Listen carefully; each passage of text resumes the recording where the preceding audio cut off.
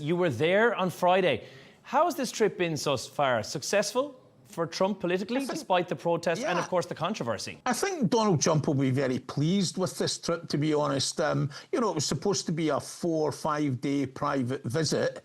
It's turned into something much more than that. He's got, you know, his commercial enterprise in the golf course in Turnberry and in Aberdeenshire, where he goes tomorrow, which will be advertised around the world. But, you know, hugely significant, the trade deal that's been signed with the European Union yesterday. 15% tariffs on all European goods, including cars. Now, that's, in one hand, is good for the European Union. It's lower than what was initially proposed. On the other hand, I see that the French Prime Minister is condemning it this afternoon as a capitulation. So all of that, to be honest, looks like good news for Trump.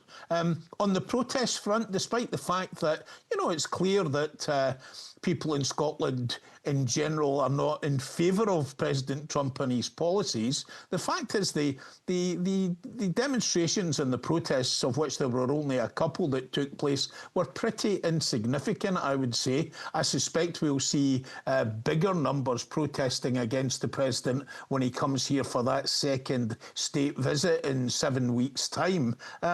So, you know, I think all in all it's been good. He's also managed to dominate the agenda today in particular. I think people will be interested in what he had to say about Russia.